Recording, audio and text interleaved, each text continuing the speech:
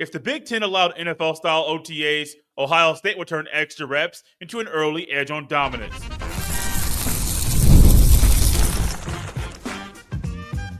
You are Locked On Buckeyes, your daily podcast on the Ohio State Buckeyes. Part of the Locked On Podcast Network, your team every day. Welcome in, Buckeye fans, to your Hump Day edition of Locked On Buckeyes, which is your daily Ohio State podcast, part of the Locked On Podcast Network, your team every day. I'm your host, Jay Stevens, veteran sports talk host, delivering passionate coverage about your Buckeyes, and today's episode is brought to you by FanDuel. Right now, new customers can get $200 in bonus bets when your first $5 bet wins. During today's show, we'll discuss the abnormal state of NIL deals, as well as multiple players that would benefit from Ohio State having NFL-style OTAs. But first, currently the ACC is having their spring meetings, and the conversation has come up about implementing NFL-style OTAs. That would be in addition to spring practice. And when they were talking about this, and Ross Dellinger of Yahoo Sports was reporting on some various things going on in the meetings, I began to think about how Ohio State would take advantage of this opportunity if the Big Ten adopted it. Ryan Day was very open after spring practice talking about he needs to petition to the NCAA to get more time to have spring ball because the boys need more time on the field. Yes, going to the NCAA would be great. The NCAA could implement this for every level. But what if the Big Ten did? What if the Big Ten took care of their own 18 schools and said, we're going to allow our 18 to have their own style, NFL-style OTAs after spring practice? Spring ball could be anywhere between February to April, but then OTAs would be anywhere between May to June, and extra 6 practices. Ohio State would not only benefit from that this year, they'll benefit from that in 2026 and 2027, and every year they had them. Because extra ball is great. And no matter if you have a team full of veterans or a team full of youngsters, you can always benefit from extra time on the field, especially if it's an OTA style where it's contactless. And if I'm Ryan Day, I am trying to go to the Big Ten office or try to go to the NCAA and petition to make this happen and not do it in a sarcastic tone and a presser after spring ball. Do it now. Why wait? There's absolutely no reason for Ryan Day to wait to try to petition to make this move happen, because as college football is going and they're going to be paying players with the rev share, and a percentage of that $20 million could be devoted to Ohio State's football players, there's going to be more and more push for this to be a sport that is treated like the NFL, not just monetarily, but by getting guys more practice. But if I am a coach, I want more practice, but I also want to try to figure out, how do I fit family time in there? Yeah, more for the players is great, because the players are already working on it anyway between in May and June and July, leading up to the start of fall camp. They're already working on it anyway. But if you can get back on the field in contactless practices and have your coaches there with you, going over plays, going over footwork, going over some of the little details that make your offense and defense exactly what they need to be, that would be huge. My gut tells me, well, this is an ACC conversation that should be in the Big Ten. My gut tells me there's coaches in the Big Ten that would be advocates. I mean, big time advocates for this, because they need more time on the field. Ryan Day is not very open about saying, oh, we need to play more. Oh, we need this. Oh, we need that. At least after spring practice, normally we got through the grind of 15 practices in the spring. Whew, we can breathe a little bit, maybe go on a vacation before going back on the recruiting trail, before hosting official visits, before hosting numerous recruiting camps. Normally it's, no, let's wait. Well, I understand why this might happen in the ACC. But my gut tells me Ryan Day's probably already thought about this a long time ago, especially when he saw the benefits of it from his time in the National Football League. This is something that should have come up a long time ago. And it shouldn't be 2025 when the portal is crazy, when you have NIL deals that are astronomical. Those things are dominating the headlines. This is something that's actually realistic. And doesn't really cost the dollars and cents. Not the same as some of these NIL deals that we hear. And Jackson Cantwell, the top player in the class of 2026, just committed to Miami. And there are rumors about his alleged deal that he has with Miami. Yeah, signing deals. I got my own thoughts about NIL. We'll hear those later on in the show. But Jackson Cantwell got some money. His NIL deal, was that good for him? Yeah, he got some money out there. I mean, I like players getting money, but what would be better for him? What would be better for Miami? What would be better for Ohio State than even paying some players? Is getting more time on the practice field in the offseason. Now, if I'm a coach, let me dive into that a little bit deeper. As much as I would like it, I would want to raise. You won't pay me the same salary and work more? What is this? It's America. I mean, not that I like the way that Americans are sometimes overworked, but that's the nature of the beast. That is the country that we live in. For most of us that live in the US of A, that is America. A lot of people out there are not paid what they're worth. However, if you're a college football coach, some are making, at least head coaches, 10, 11, 12, sometimes 13 million a year. Yeah, you ain't getting no raise. You're already getting paid for this. Now, if you're getting paid as a GA, you may want a little bit more money, but you might not get it because grad assistants don't get paid much at all. And they do a lot of the grunt work, a lot of the stuff that people at the bottom of the totem pole do, and you don't even think about what they're doing because you would not think a grad assistant would be doing that job, but they are. I think for coaches, they would welcome it. I think for the players, they would enjoy it. It'd be a massive benefit. And for Ohio State, let's just say this is able to happen this year, and you're trying to run it back for the first time in school history. Being able to get more more ball in general, you can still run routes. You can still work on your work on your mesh points. You can still hand the ball off to running backs. You can still work on your pass rush drills. You can still do X, Y, and Z. That it's a contactless drill on a football field. You can still line up and go through certain things against a scout team offense or a scout team defense. Why? Because those things are going to help you win on Saturdays in the fall. There are so many massive benefits to NFL-style OTAs. Many of you that are fans of the NFL, maybe you're Browns fans, as many of you are. You've been following Browns rookie minicamp and trying to see if Shedeur Sanders is going to be QB1 for Cleveland. I don't think he will be week one. He has a shot to be. I think he could be better than Kenny Pickett. He can be better than Dylan Gabriel. I think he can be better than Joe Flacco. I'm not going to say he is. He ain't put an NFL down yet, but Shedeur Sanders is the talk of the town right now in Cleveland. A lot of eyeballs are following him. Well, right now, what does he get? He gets rookie minicamp. He gets OTAs. And then he gets training camp.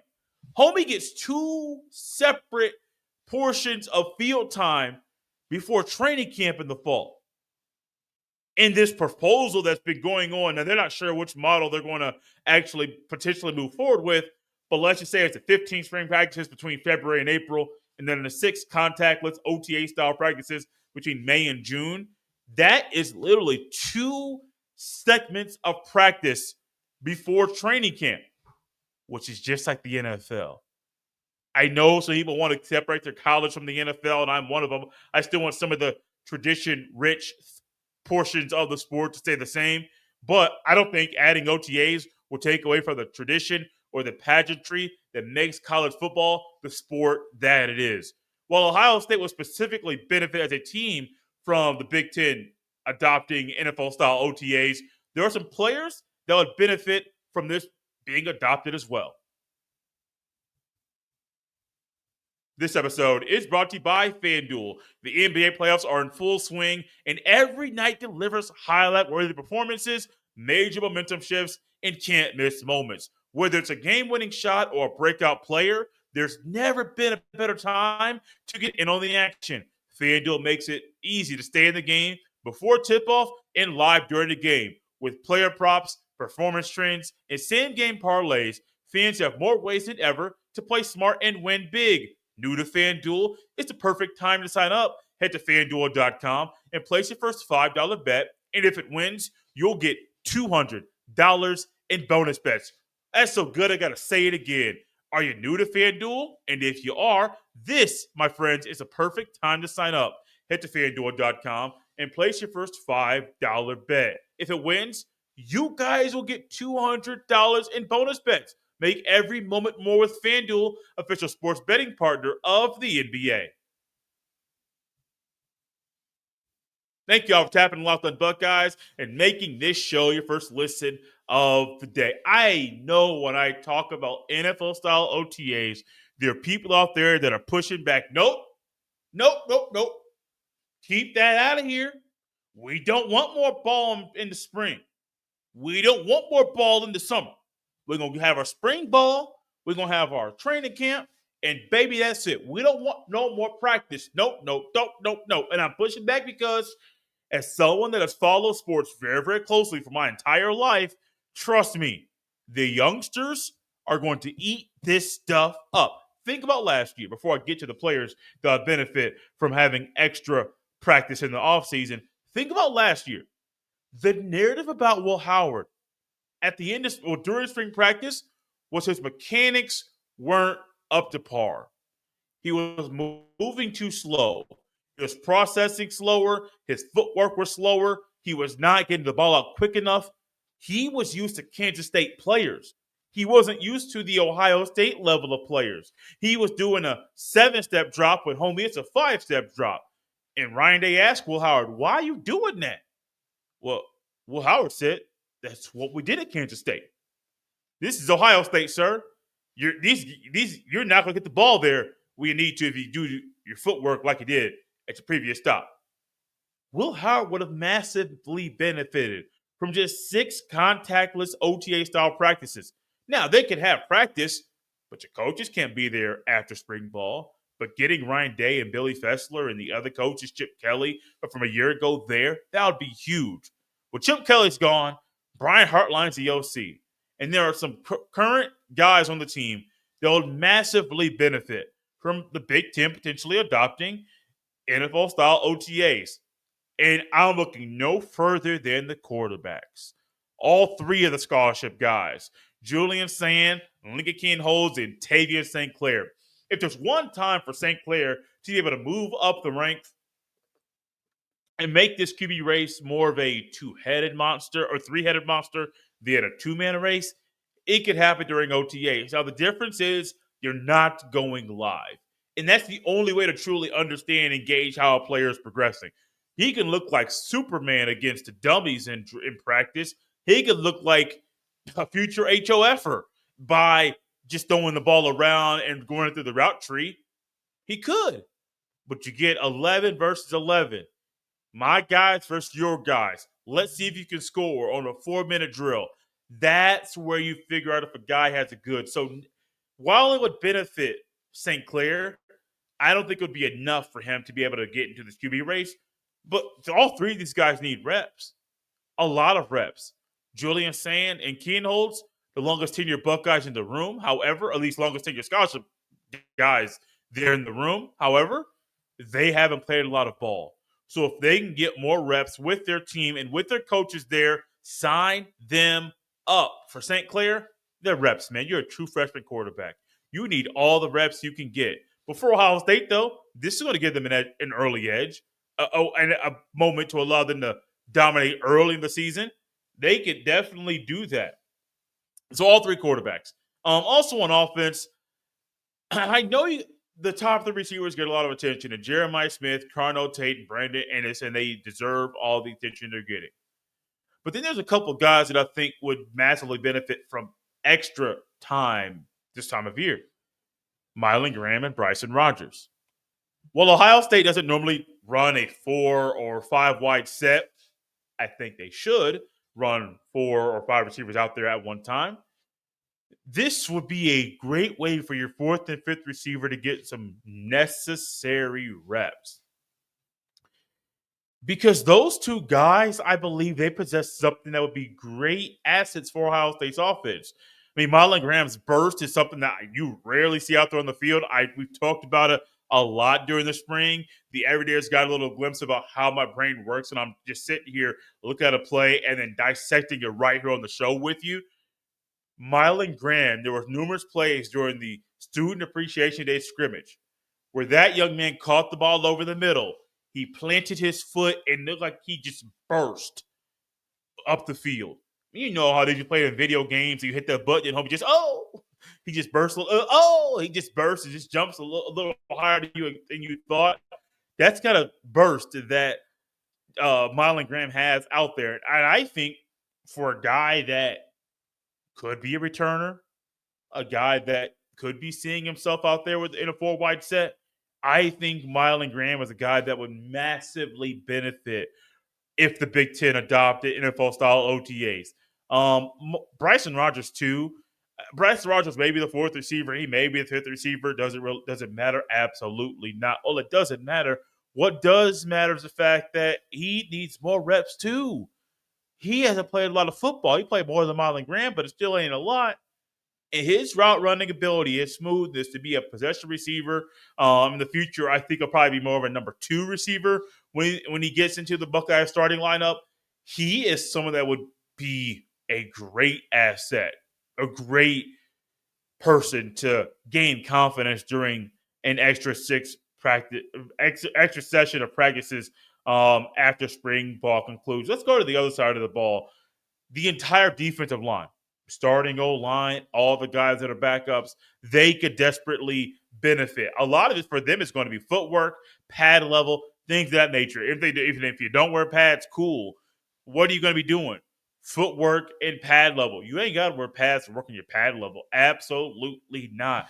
Footwork, hand placement, pad level, all that good stuff. Because those guys in that room are trying to fill some big shoes. Tuamaloa, Sawyer, Hamilton, Williams, even Hero Canoe was gone. You got 4 guys drafted, a guy who was potentially a starter or your first backup at D tackle since transferred down there to Austin, Texas.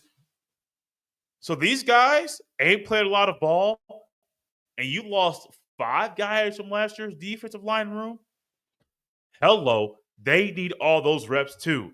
Another guy on defense, which I really wasn't thinking about going here, but it makes too much sense not to, is Eli Lee and CJ Hicks. Let's just go both of those guys together. Eli Lee at linebacker, there are going to be times that Matt Patricia calls for Arvo Reese to line up on the edge. Don't worry about your linebacker responsibilities. You're an edge defender at this point in time. Well, who's the next man up? Eli Lee. So it's going to be Sonny Styles and Eli Lee running together? Or what would benefit Eli Lee right now, even though it's a non-contact period of the offseason, to get out there and get more reps? It's the last part. Being able to get out there and get more reps. I am big on reps, man. I am big on extra reps over and over and over and over and over, getting all the reps you can get. For CJ Hicks, he just needs reps because he's playing a different position. And he can practice your get off, and you can practice your bend, practice some of those moves that are going to make you potentially a good pass rusher in the fall. You need some reps. Absolutely. I was talking to a week ago now, talking to a coach of a basketball team their team is currently struggling, lost 3 or 4 games in a row for the first time this season. And talking about their really poor free throw percentage. And one of the players told me that to help the team kind of overcome some of their issues at the charity stripe, they have to, I think as a group, I don't think it's individual. I think it's a group. You have to make a certain amount of free throws. Well, the coach will literally stand 3-4 feet away from a player, maybe a little bit closer, just talking trash to them. They have to do these free throws at the end of practice. So you've already been practicing, you're sweating, you're tired. But that's what it's like in the fourth quarter with 2.5 minutes left and you're down 7.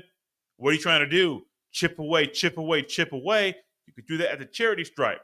But the coach realizes getting those reps, and when you're getting those reps, are key to helping the team get better at shooting free throws. It's the same thing for Ohio State.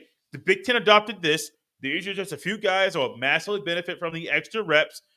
Maybe they'll be tired. Maybe they won't be, but extra reps matter. But also, The coaches.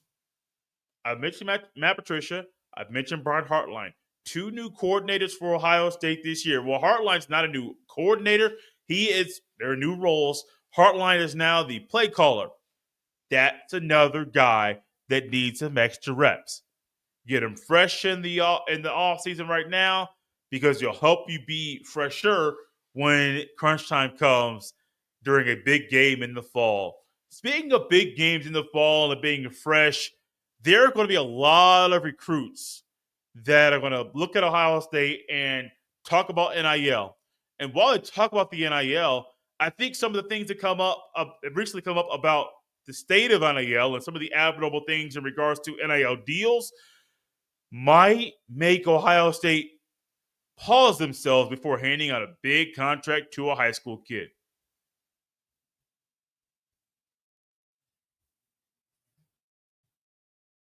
Thank you all for tapping Locked On Buckeyes and making this show your first listen of the day.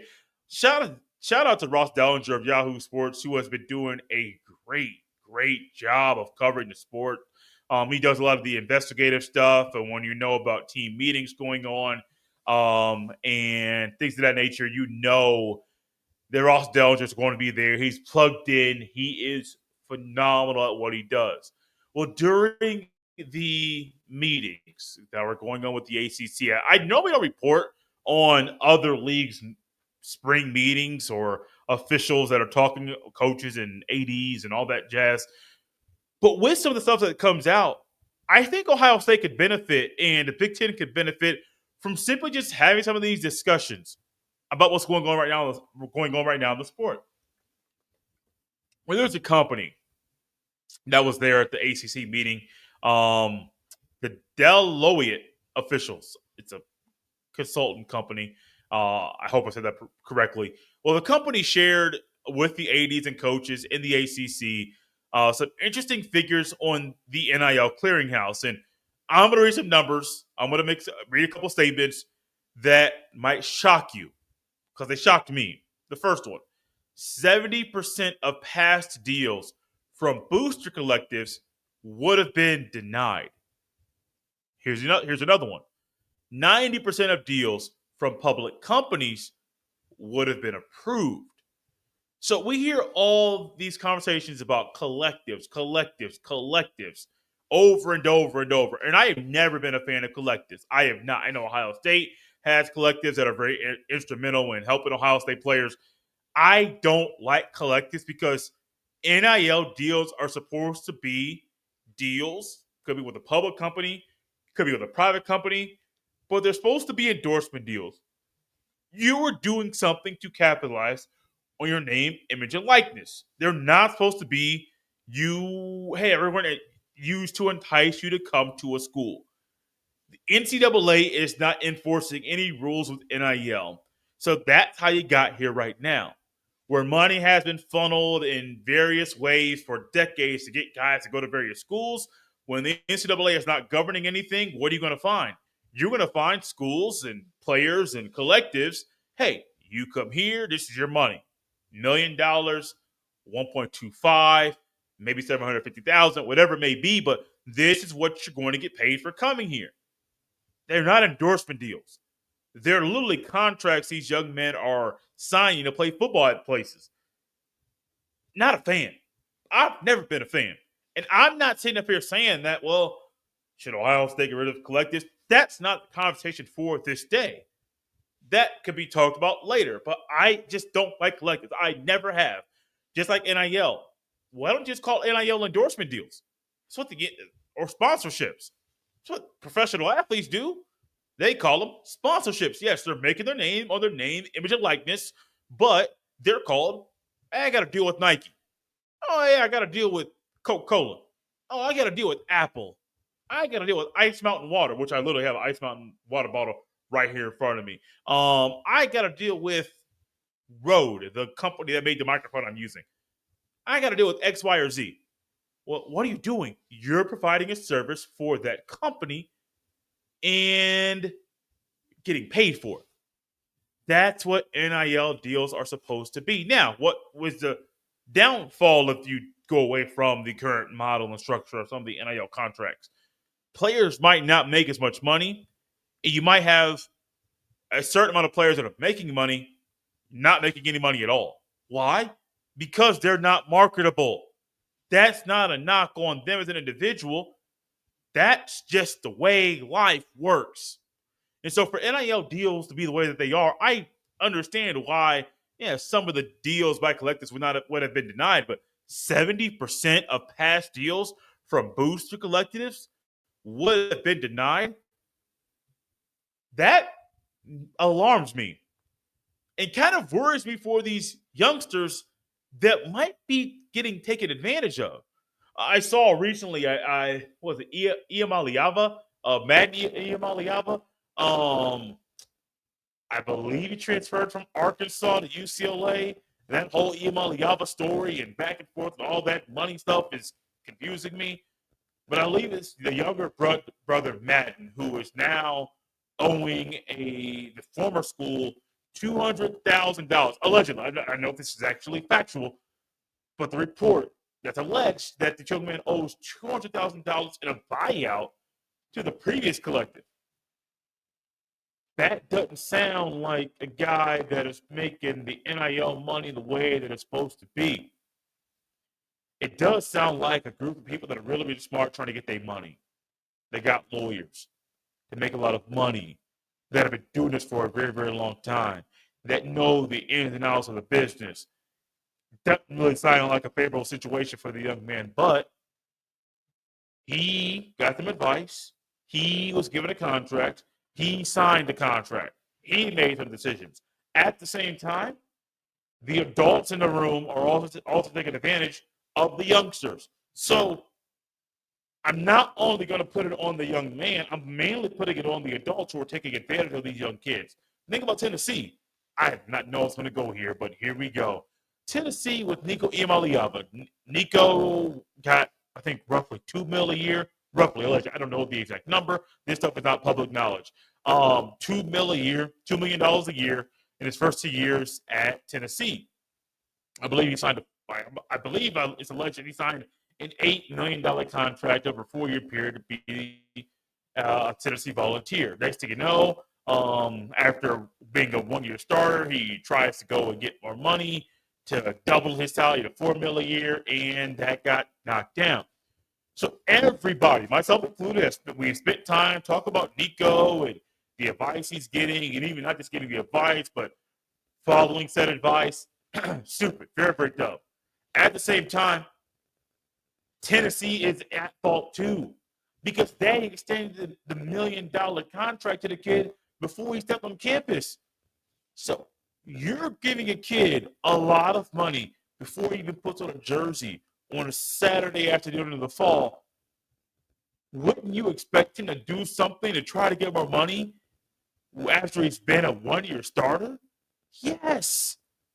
While it's not the smartest thing to do, you would expect somebody that got something by basically doing nothing in college to try to get a little bit more, maybe not double it, but to get a little bit more after they started a full season. Make some of this stuff make sense. NIL, the way that it's utilized, doesn't make sense at all. You can't blame the kids for a lot of the stuff because the adults in the room continue to take advantage of the kids. They've been doing it for decades, and they're still doing it as we speak.